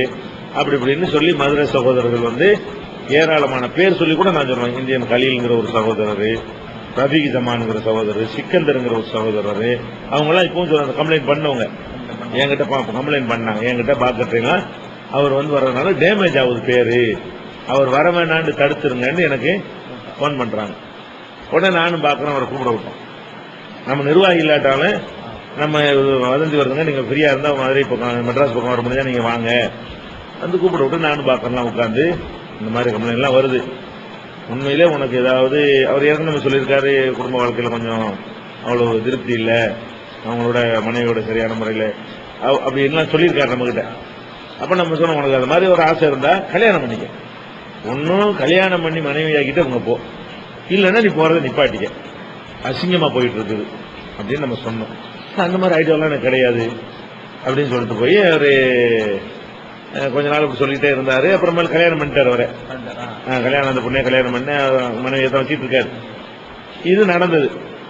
இது நடந்து ரொம்ப காலத்துக்கு சௌஜமா தலைவரா இருந்தாரு. ஆமா, இது நடந்து ரொம்ப காலத்துக்கு. ஆனா என்ன செஞ்சாரு, இப்ப சொல்லிட்டு இருந்தாரு அவரு பீச்சர் என்ன கல்யாணம் பண்ணி வச்சாரு, நம்மகிட்ட சும்மா இருந்தேன் அப்படின்லாம் வந்து அவங்க ஊர் அவங்க கொண்டாட்டிலாம் சொல்லி பிரச்சனை ஆக்குனாரு. நான் கல்யாணம் பண்ண சொன்ன நெசம்தான். நான் என்ன சொன்னேன்னா, நீ விசாரம் பண்ற மாதிரி ஒரு வந்துட்டாலோயோ அல்ல கெட்ட பேர் வர்ற மாதிரி இருந்தா கல்யாணம் பண்ணிட்டு போ, யார் எவனு கேட்கல, இல்லைன்னா போவாரு. பெண்கள் மாதிரி தான் தனியா போய் உட்காந்து எப்படி பேசலாம், அது என்ன முறை, டேமேஜ் ஆச்சுன்னா நமக்கு என்ன ஆகும், அதுதான் நான் சொன்னேன். தவிர இதுக்கான அவர் நீக்கப்பட்டதுக்கு இது எதுவுமே காரணம் கிடையாது. இந்த அவர் நீக்கப்பட்ட விஷயத்துக்கு இதுக்கு எந்த சம்பந்தமும் கிடையாது. இதெல்லாம் வந்து இது அவர் ஒரு காரணமா சொல்லும் போது நம்ம விளக்கம் சொல்ற நிலை வந்துச்சு. இந்த கள்ள மசூராதான் காரணம். ஆமா, அதுதான் காரணம். அதுதான் இந்த விளக்கங்கள்லாம் யாரும் கேட்கிறவங்க காரணமா நினைக்க கூடாது. ஏன்னா இது வந்து மிகப்பெரிய தௌஹீதுக்கு பாதிக்கிற அளவுக்கு இந்த ஒரு ஆளுடைய விஷயம் போய் அப்ப ஹாமித் பக்ரி என்ற பார்வையில நாங்க பார்க்காம இது தௌஹீதுக்கு பாதிக்கிற அளவுக்கு இந்த விமர்சனங்கள் வரக்கூடாதுதான் நான் எவ்வளவு ஓப்பனா கேட்கிறேன்.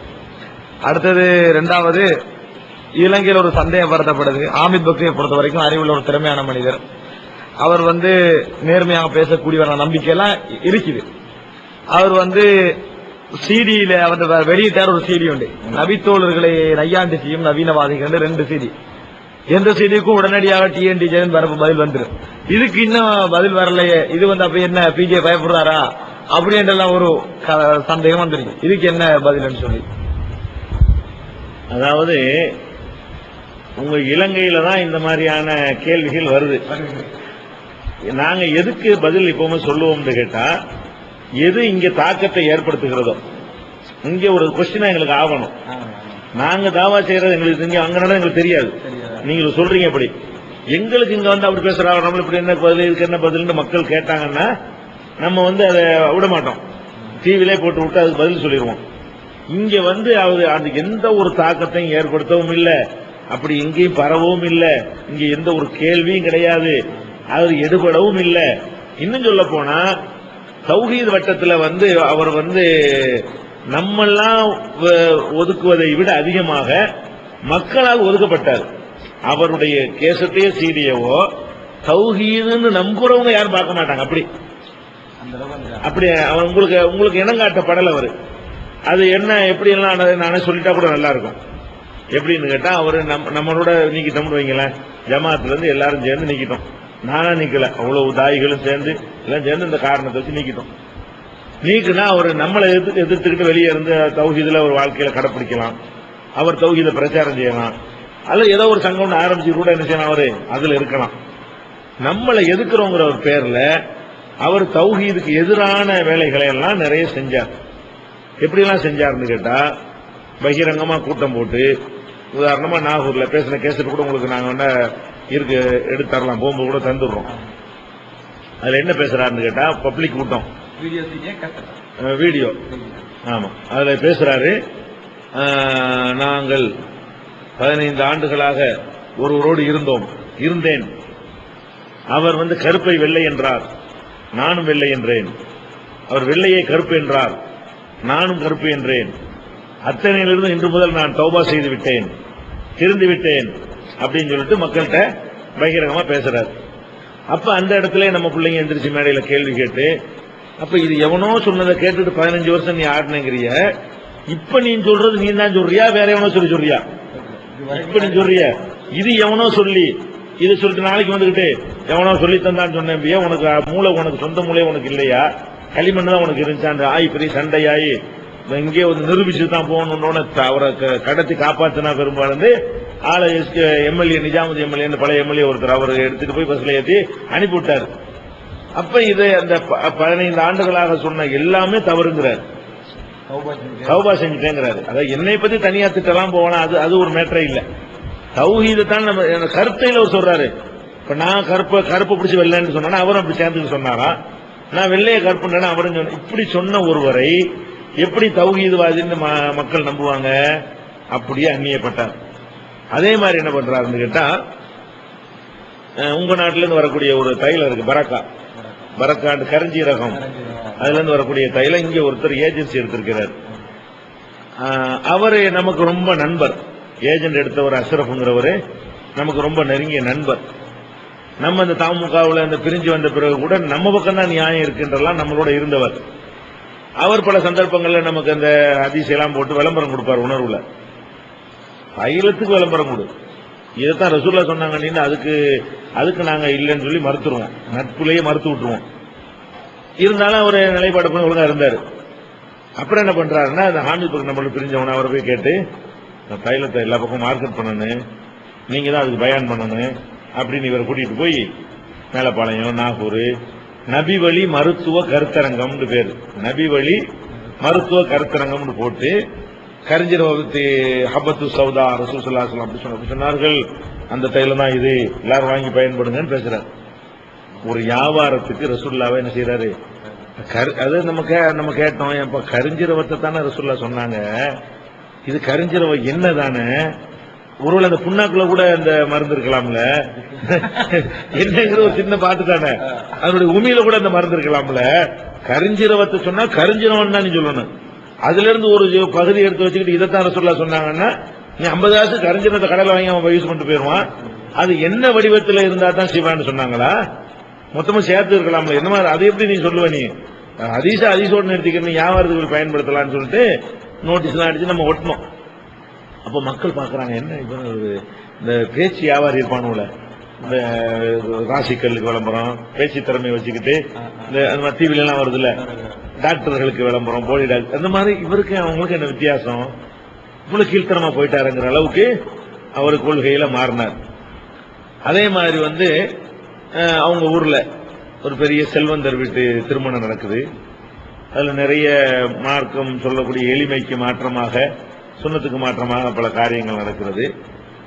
அவர் நல்ல மனிதரானா, அந்த செல்வந்தர் நல்ல மனிதர், நிறைய காரியங்களுக்கு நல்ல காரியங்கள் எழுதி தரவர். ஆனா அவர் வசதி உள்ளவருங்கிறத காட்டுறதுக்காக வேண்டிய அது மாதிரிலாம் சிலதெல்லாம் பண்ணார்.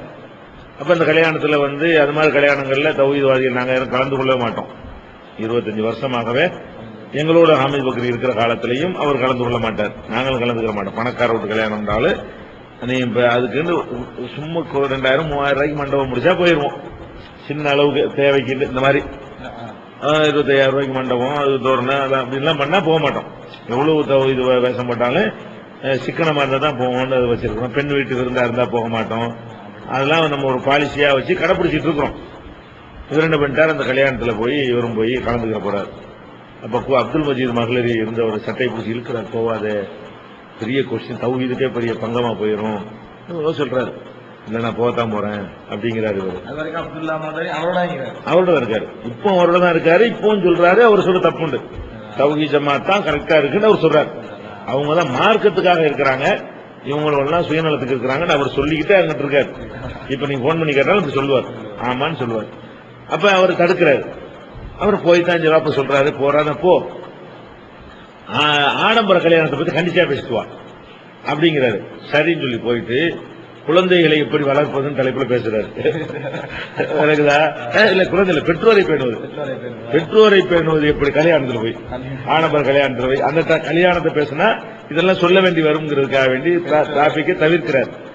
அப்ப இதுல எல்லா தௌஹீத்வாதிகளும் அதை தவிர்க்கும் பொழுது ஒரு ஆள் மட்டும் போய் அதுல கலந்துக்கிறார்.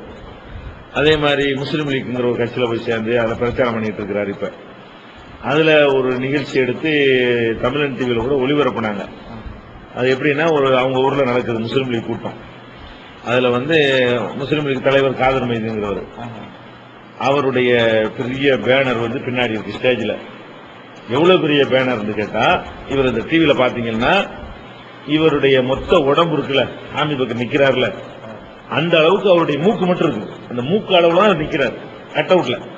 பின்னாடி அந்த படம் எவ்வளவு பெருசுன்னா, இவ்வளவு பெருசா இருக்கு அந்த படம். இவ்வளவுக்கு பெருசா இருந்தா தான் இவர் நிக்கிறாரு, அவருடைய மூக்கத்தான் மறைக்க முடியுது. யார் மூக்க? காதர் மைதீன். அவ்வளவு பெரிய பேனர் உருவப்படத்தை வைத்து பின்னாடி வச்சு ஒரு தனி மனிதனை புகழக்கூடிய ஒரு கொடுத்து நின்றுகிட்டு முஸ்லீம் லீகை பத்தி அவர் பேசுறார். இது எப்படி எங்க மக்கள் எங்களுக்கு தாக்கமே ஏற்படல. உங்களுக்கு இலங்கையில ஏற்பட்டிருக்கிறீர்கள, இலங்கையில இதெல்லாம் தெரியாது, எங்களுக்கு தெரியும். எந்த ஊர்லயும் இவரை தௌஹீத்வாதின்னு ஏத்துக்கிறதே இல்ல. கூட்டுத்துவா ஓதலான்றாரு, ஆமீன் சொல்றாரு, அல் பாத்தியாங்கிறாரு, அதெல்லாம் வாழ்க்கையில அமல்படுத்திட்டாரு. ஆமீன் சொல்லி நிறைய சாட்சி காயல் பண்றது. நீங்க போன் அடிச்சு நாளைக்கு உங்களுக்கு தர்றேன், ஒரு 20 சகோதரர்கள்ட்ட நீங்க கேளுங்க, உறுதிப்படுத்துங்க, நானே அடிச்சு தர்றேன், எல்லாரும் சாட்சி சொல்லுவாங்க. அதுபோக சின்ன சின்ன விஷயங்களை எல்லாம் பெருசாக்க கூடாது, ஒத்துமை தான் முக்கியம் ஒரு பொது கோஷத்தை அதை எடுத்துட்டாரு. அந்த ஜமாத் இஸ்லாமிய கோஷம் இருக்குல்ல, 8-20 இதெல்லாம் அதெல்லாம் இருக்கக்கூடாதுங்கிற அப்படி சொல்லாம ஒற்றுமை ரொம்ப பரலு, அது ரொம்ப முக்கியம், சின்ன சின்ன நமக்குள்ள பிரிந்து விடக்கூடாது, சில குழப்பவாதிகள் தோன்றியிருக்கிறார்கள் அவங்க பேசுற அப்படியே இப்படியான பேச்சுகள் எல்லாம் ஆரம்பித்து காயல் பட்டணத்து மக்களே வெறுத்து ஒதுக்குற அளவுக்கு ஆகி எங்கேயுமே அவரை தௌஹீதுங்கிற ஒரு பேனர்ல அவரை நம்பவே மாட்டாங்க. அவர் ஒரு மதுஹபுவாதியாக சுன்னத் ஜமாத்வாதியாகத்தான் அவர் இன்னைக்கு மக்கள் மத்தியில தௌஹீது மக்கள் மத்தியில அவர் நம்பப்படுகிறார். எந்த தாக்கத்தையும் ஏற்படுத்தல. அதனால நம்ம அதுக்கு ஒரு ரெஸ்பான்ஸ் கொடுக்க வேண்டிய அவசியமே இங்க ஏற்படல. அதே நேரத்தில் இந்த கருத்தை சொல்றாங்கிறதுனால ரஹமத்துல்லா வச்சு சஹாபாக்களை நையாண்டி செய்வோர் யாருன்னு சொல்லி அது மறுப்பு கேசட் ஒன்று போட்டிருக்கிறாங்க. அவர் அளவுக்கு போட்டா போதுங்கிற வகையில அது கூட போட்டது 2 காப்பி கூட போகல. தாக்க ஏற்படுத்த மக்கள் கேட்பாங்க, வச்சிருக்கிறாங்க மீடியாவில், யாரும் என்ன செய்யல, அதுக்கு பதில் தாங்க, இது வேணாங்க அவங்க கேட்கலாம் விடுங்க அப்படின்னு போயிடறாங்க. இங்கே எங்களுக்கு ஒண்ணுமே இல்லை, இல்லாட்டி நாங்க பதில் சொல்லியிருப்போம். இவர் தௌஹீது மக்கள் மத்தியில் அன்னைக்கு ஸ்டார்டிங்ல பேசியிருந்தா கூட ஏற்பட்டு இருக்கு. இப்ப கடைசி அவர் பேசுறாரு, எல்லாத்தையும் மாத்திட்டு வர்றாரு. சொன்னது அம்பிட்டே என்ன செய்யறாரு, மாத்திட்டாரு. இந்த சஹாபாக்களை பின்பற்றுறதுங்கிற விஷயம் நாங்க நேத்தா சொன்னோம், இவர் பிரிஞ்ச பிறகா சொன்னோம். இவரோட சேர்ந்து இருக்கும் போது தானே சஹாபாக்களை பின்பற்றக்கூடாதுன்னு நம்ம சொல்லிட்டு இருக்கோம். இப்ப புதுசா ஒண்ணும் சொல்லலையே, இப்ப அது மாத்துறாருல அவரு. அதனால வேதான் அமீர் பக்ரி. ஆனா அவர் சொல்லக்கூடிய வாதங்கள் ஏதாவது இருந்து உங்களுக்கு பதில் தேவைன்னா கேட்டா நம்ம சொல்லுவோம். இது சம்பந்தமாக ஹாமிது பக்ரிய நான் சந்திச்சு விசாரிக்கிறது சம்பந்தமாக நீங்க அப்படியே சட்ட தெளிவாட சொல்லி இந்த மாதிரி எல்லாம் நீங்க செஞ்சுக்கிறீங்க. நல்லா கேளுங்க. ஏன் கேட்டுக்கிறேன், இதை பிஜேயோட சந்திச்சு ஹாமித் பக்ரியோட அழகா நல்லா சந்திக்கலாம். சந்திச்சு சம்பந்தமா சந்திக்கிறது மட்டும் இல்ல, இந்த சொன்ன விஷயங்கள்ல முரண்பட்டாருன்னு சொன்னா ஒரு சின்ன ஒரு அரங்கத்தில் உட்கார்ந்து என் முன்னாடி வச்சு 2 பேரும் பேசுங்க, நான் வீடியோ ரெக்கார்ட் பண்ணி இலங்கையை கொண்டு போறேன்னு கூட கேட்டுவாங்க. நான் ரெடி அவர் ரெடியான்னு கேட்டுவாங்க. பெரிய பப்ளிஷ் எல்லாம் வேணாம், நான் சொன்ன அவ்வளவையும் அவர் முன்னிலையில வச்சு நான் நிரூபிக்கிறேன். அடுத்தது இலங்கை வருகையின் பொழுது நீங்க வெளிநாட்டு அமைப்போட தொடர்பட்டவங்களோட மேடையில இருக்க மாட்டேன்னு சொன்னீங்க. எங்களுக்கு தெரியும் வெளிநாட்டுல இருந்து நிறுவன ரீதியாக பணம் வரவங்களோட பணத்தை நம்ம எடுக்கக்கூடாது, அது அவங்கள பாதிப்பு, அதெல்லாம் தெரியும். ஆனா அப்படி எடுக்கிறவங்கள மேடையில நான் இருக்க மாட்டேன் அப்படின்னு நீங்க சொன்னீங்களா? அந்த வாசகம் எனக்கு எப்படி யாவும் இல்லை. அதாவது ஆனா என்னுடைய பாலிசி என்னங்கிற நான் சொன்னா உங்களுக்கு விளங்கிடும். அதாவது அவங்க மேடையுடைய கண்ட்ரோல் அவங்களுடையதாக இருந்தால், அவங்களுடைய செலவினத்தில் நடத்தப்படுவதாக இருந்தால் இதையும் காட்டி அவங்க என்ன செய்வாங்க, மறுபடியும் வாங்குவாங்க. அவங்களோட மேடையில் இருக்கிற அந்த கருத்து நமக்கு இல்ல. கொள்கையில சரியா இருந்தா மறக்க மாட்டோம், கொள்கை கரெக்டா இருக்கணும். ஆனா கொள்கையில சரி இல்லைங்கிறதுனால நம்ம தவிர்ப்போம், அது ஒரு விஷயம். வெளிநாட்டுக்காக தவிர்க்க மாட்டோம். இப்ப நீங்க ஓபகர் சித்தி மாதிரில இருந்து அவங்க எல்லாம் இப்ப நம்ம கொள்கையில முரண்பட்டு இருக்கும் போது ஒரு மேடையில் நாங்க ஒன்னு மக்கள்கிட்ட போய் சொல்ல மாட்டோம், போய் அந்த காரணத்துக்கு இல்ல. ஆனால் கொள்கையில ஓகே இருந்து வெளிநாட்டுல அவங்க வாங்கிட்டு போனா நமக்கு என்ன இருக்கு. அவங்க அந்த மேடையா இருந்தால், அவங்க போட்ட மேடையா என்னை கூப்பிட்டாங்கன்னா நான் அப்படி அவங்களோட மேடையில் உட்காருவேன். இந்த கருத்துல நான் இருக்கிறேன், இதைத்தான் நான் சொல்லியிருப்பேன். வேற மாதிரி அந்த வார்த்தை வச்சு எதை சொல்றாங்கன்னு தெரியும், கரெக்டா வார்த்தை நினைவு இல்லை. இதான் என் கருத்தானா. அதாவது அந்த பணம் வாங்குறத பத்தி நம்மளுக்கு இப்ப நம்ம இந்த கருத்துல இருக்கிறோம். ஆனா அது சம்பந்தமாக மேடை அவங்களாக மேடை போட்டோம்னா இருக்க மாட்டோம். அதான் நம்ம பாலிசி. ஆனா நீங்க அப்படி சொன்னதாக ஞாபகம் இல்ல. தனியாக வந்து அப்படி சொன்ன அப்படி அந்த வார்த்தையில் விளங்க மாதிரி இந்த அர்த்தம் நான் சொல்லியிருப்பேன். கரெக்டா வாசகம் ஞாபகம் இல்ல. சரியோ அப்படி இப்ப ஒரு வாங்குற மோளை கொள்கையில கிளியர் ஆகிக்கிறாரு, எடுத்துட்டு போறது கிளியரா இருந்தா. அடுத்தது வந்து